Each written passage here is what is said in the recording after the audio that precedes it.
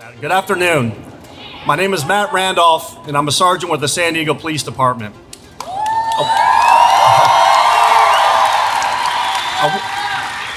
I want to address a couple issues this afternoon, but please know that I'm not speaking for the San Diego Police Department. However, I am speaking on behalf of hundreds of officers within our department who would like to exercise their free will regarding these mandates. Normally, we as officers would never address the public in this manner, in fear of discipline or retaliation. However, this crisis is far too important not to discuss. We have hundreds of officers and their families who are struggling mightily with this issue, wondering if their mom or dad, husband or wife will lose their jobs come December 1st. We are also gravely concerned for the security of the citizens of San Diego if we were to lose these cops. Here's a few statistics I want to point out. San Diego is the 8th largest city in the nation. Our police department currently employs 1,840 sworn officers, 608 of which are on the streets in patrol. With those numbers, we are still extremely understaffed. In the past year, as you guys know, San Diego has seen a spike in violent crime and homelessness, and our department has struggled with long wait times of radio calls for police service. Now, this is not because of a lack of effort from our department. San Diego PD has always been a top-tier organization, and I can tell you from experience that our department has some of the best officers and dispatchers in the entire nation.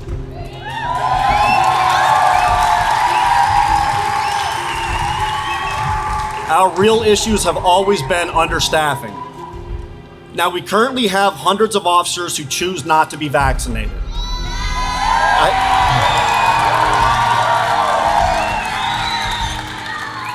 I have personally spoken to a large number of these officers, and I can confirm with certainty that at a minimum of 500 of these cops will either choose to resign or be fired if this mandate goes through. These cops are not anti-vax, but rather anti-unconstitutional mandate.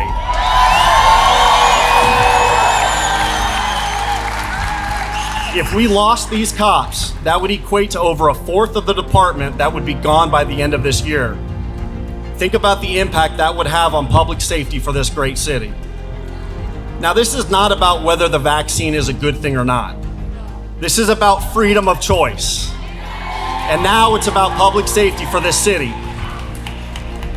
This issue has sadly divided Americans, and there is constant division being pushed upon us. We can't let that happen anymore.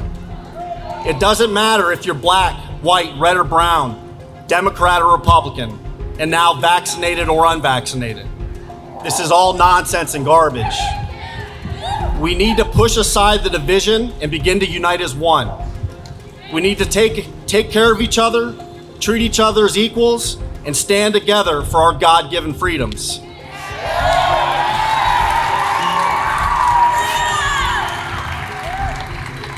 What makes America great is that we are one nation under God and a free society.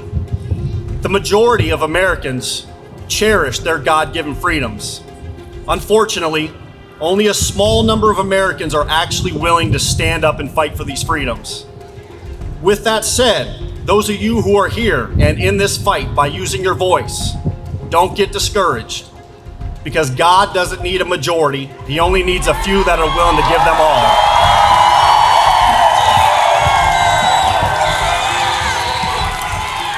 So my message to all San Diegans, this is your city, and you have all the power to make positive changes. The choice has always been yours for what kind of city you want to live in. These officers here want to stay with this great police department and continue to protect and serve you, but they can only do so with your help.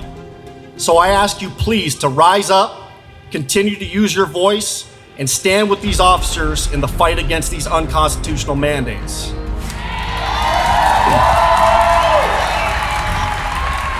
And my message to my fellow officers that are in this fight, do not give up. Stop living in fear regardless of consequences.